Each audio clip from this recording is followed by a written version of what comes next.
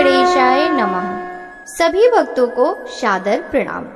भक्तों, आज की इस वीडियो में हम चौथ माता की कहानी सुनेंगे। एक नगर में एक बूढ़ी माँ रहती थी।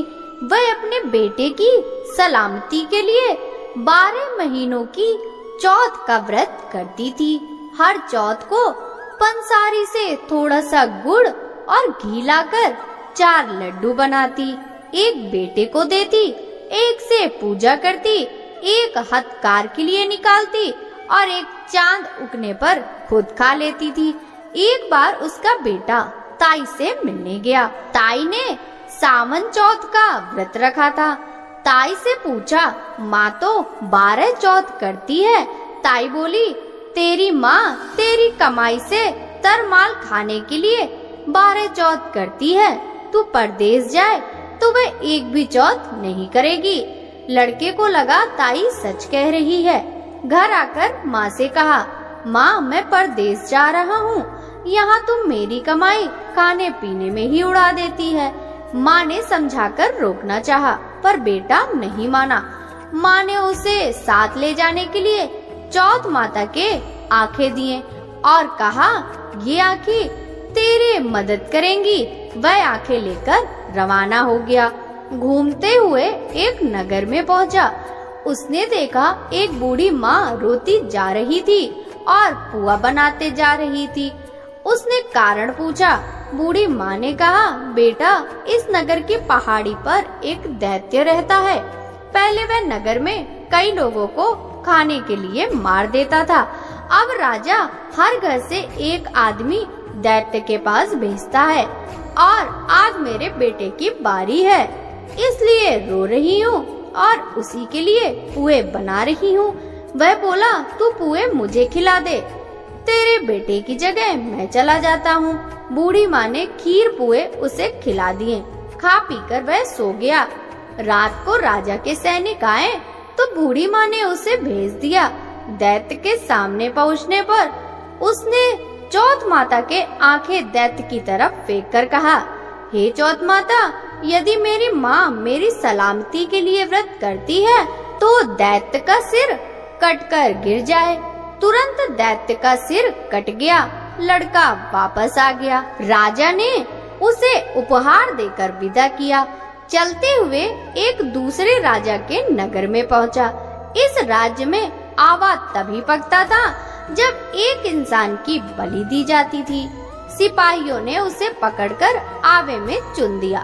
लड़के ने आंखें आवे में डाले और कहा, हे चौथ माता, यदि मेरी माँ मेरे लिए व्रत करती है तो आवा मेरी बलि लिए बिना ही झट से पक जाए।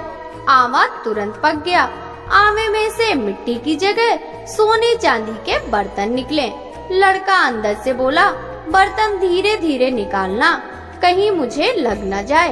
राजा ने उसे निकलवाया और पूछा, इस आवे से तुम कैसे बच गए?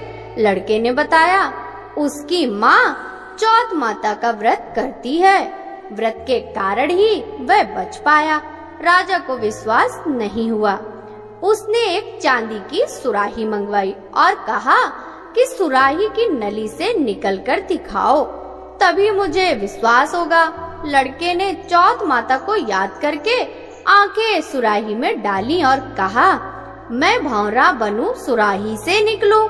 लड़का तभी भौरा बनकर सुराही से निकल गया। राजा ने खुश होकर राजकुमार की शादी उसके साथ करवाई और सभी लोगों को चौथ माता का व्रत करने को कहा। उसे माँ की याद आई। उसने राजा के पास जाकर खुद के नगर जाने की इच्छा जाहिर की।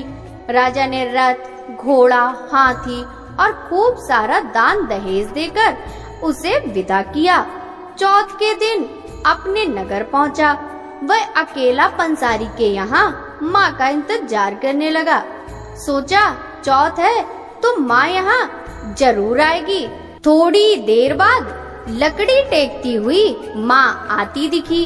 उसकी माँ की आंखों में जाले आने के कारण दिखना कम हो गया था। लड़के ने जानबूझकर अपना पैर लकड़ी में लगा दिया। कहने लगा, बल रे पूत, काटी मेरे पैर के आगे लगा दी। माँ ने उसे नहीं पहचाना। कहने लगी, भैया मुझे चाहे कितनी गाली निकालो पर मेरे बेटे को कुछ मत कहना। बेटा माँ के चरणों में गिर पड़ा। कहा, मैं तेरा बेटा ही हूँ, मुझे माफ कर दो। माँ ने उसे गले लगा लिया। नगर के लोगों ने विश्वास नहीं किया कि वह उसी का बेटा है। बूढ़ी माँ ने चौथ माता को याद करके कहा, हे चौथ माता, यदि मैं अपने बेटे के लिए व्रत करती हूँ तो मेरे स्तन में दूध भर जाए और उसकी धार मेरे बेटे के मुंह में गिरे। माँ के स्तन से दूध की धार निकलकर बेटे के मुंह में गिरने लगी। लोग चौथ माता की जय जयकार करने लगे। उस नगर के सभी लोग चौथ माता का व्रत करने लगे। हे चौथ माता, जैसे बूढ़ी माँ और उसके बेटे की सहायता की, वैसे ही हमारी भी सहायता करना। कहानी कहने, सुनने और हुंकारा भरने वालों पर कृपा करना। बोलो चौथ माता की जय। भक्तों, अब हम चौथ माता की दूसरी कहानी सुनेंगे। पुराने समय की बात है। एक ब्राह्मण था जिसके घर एक बेटा और बहू थे। बेटा और पिता कुछ कमाते तो नहीं थे। जो बहू के साथ आया हुआ दहेज का धन था, उसी से अपना काम चलाते थे। जब भी बहू घर से बाहर कचरा डालने जाती थी, तब उसके पास वाली पड़ोसन उससे पूछती थी कि बहू, आज खाने में क्या खाकर आई हो? तब वह बोलती थी, मैं तो ठंडी रोटी खाकर आई हूँ। एक दिन साहूकार के बेटे ने यह बात सुन ली। वह वहाँ से चला गया और अपनी माँ के पास जाकर बोला कि माँ, तू तो अपनी बहू को रोज गर्म खाना खिलाती है, फिर भी वह बाहर जाकर यह बोलती है कि मैं तो ठंडी रोटी बासी खाकर आई हूँ।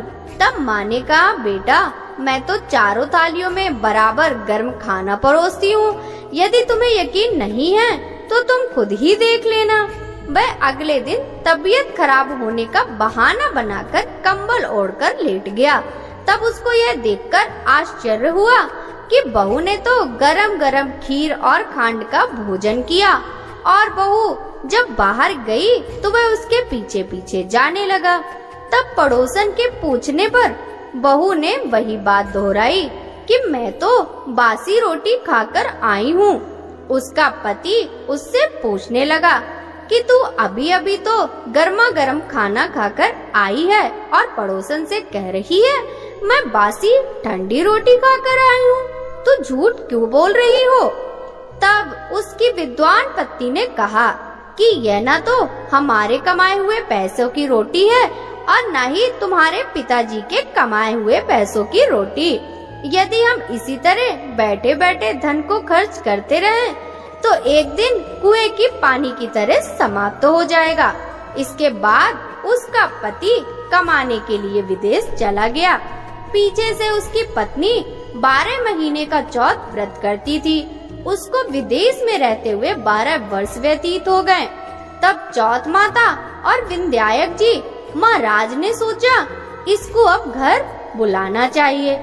चौथ माता लड़के के सपने में जाकर बोली, तू अब घर चला जा, तेरी पत्नी को तेरी बहुत याद आती है। वह बोला कि मैं घर कैसे चला जाऊं? मेरे यहाँ इतना बड़ा कारोबार फैला हुआ है। तब चौथ माता ने कहा, तू सुबह एक दीपक जलाकर चौथ माता का नाम लेकर बैठ जाना। जिनके पैसे बकाया हैं, वह पैसे दे जाएंगे और लेने वाले ले जाएंगे। लड़के ने वैसा ही किया। उसका सारा काम एक दिन में ही निपट गया। वह अब घर जा रहा था तो उसे रास्ते में एक सांप दिखाई दिया जो आग के पास जा रहा था। उसने सांप को आग से बचाने के लिए सिसकार दिया। ऐसा करने से नागराज क्रोधित हो उठे और कहा कि मैं तो इस पाप योनि से मुक्ति के लिए जा रहा था, तूने मुझे सिसकार दिया, अब मैं तुझे डस लूंगा। तब वह लड़का बोला, मैं 12 वर्ष बाद अपने घर जा रहा हूँ, आप मुझे अवश्य ही डस लीजिएगा, किंतु आज मुझे अपने घर वालों से मिलने दीजिए। आप कल रात को आकर मुझे डस लेना। नाग ने उसकी शर्त मांग ली और वहाँ से चला गया। जब लड़का घर आया तो वह उदास था। उसने अपनी पत्नी के पूछने पर सारी बात बता दी। उसकी पत्नी बहुत चतुर थी। उसकी पत्नी ने एक सीढ़ी पर दूध का कटोरा रख दिया, दूसरी सीढ़ी पर बालू रेत बिछा दी, तीसरी पर फूल माला बिखेर दिए, चौथी पर इत्र छिड़क दिया, पांचवी पर मिठाई रख दी, छठी सीढ़ी पर जौ और सातवीं पर रोटी रख दिया। रात को जब सांप आया तो पहले उसे ठंडी ठंडी रेत में लौटकर आया, फिर दूसरी सीढ़ी पर दूध पिया। कहा, मैं एक ब्राह्मणी के बेटे को डसता नहीं, लेकिन वचन दिया है इसलिए डसना पड़ेगा। फिर हुआ फूल माला की सीढ़ियों से प्रसन्नता पूर्वक इत्र की खुशबू लेता ऊपर की ओर आने लगा। सांप को ऊपर आता देख विंध्यायक जी ने चौथ माता से कहा, इस ब्राह्मणी के बेटे की रक्षा करनी होगी, क्योंकि इसकी पत्नी इसके लिए चौथ का व्रत करती है, उसका फल तो देना ही पड़ेगा। तब विंध्यायक जी ने सीढ़ी पर रखे हुए आँखों से सुई बनाए और माता ने रोटी की डाल और सांप के आगे लगा दी। विंध्यायक जी ने जौ के सेल बनाए थे, उनसे सांप की मौत हो गई। सुबह उस लड़के से मिलने गांव के लोग आने लगे, क्योंकि वह 12 वर्ष के बाद वापस घर आया था। लोगों ने उसे आवाज दी, लेकिन वह तो उदास बैठा था, इसलिए नहीं बोला। जब उन्होंने देखा कि सीढ़ियों पर तो खून पड़ा हुआ है, तो वे चिल्लाने रोने चीखने लगे कि ब्राह्मण, आज तो तेरा बेटा मर गया। यह सब देखकर ब्राह्मणी भी जोर जोर से रोने लगी। आवाज सुनकर बेटा नीचे आया और कहा कि माँ, मैं मरा नहीं हूँ, यह तो मुझे डसने आया सांप मरा पड़ा है। यह सब देखकर उसकी पत्नी भी प्रसन्न हो गई कि मेरे पति के प्राण बच गए। उसने चौथ माता को धन्यवाद दिया और कहा कि यह तो चौथ माता ने मेरे व्रत करने का फल दिया है। चौथ माता जैसे फल ब्राह्मणी के बेटे को दिया, वैसे सभी को देना। कहानी करने वाले को, कहानी सुनने वालों को, हुंकार देने वाले को और पूरे परिवार को देना। यही थी सावन चौथ माता की कहानी। भक्तों, हम आशा करते हैं कि आपको सावन चौथ माता की कहानी पसंद आई होगी।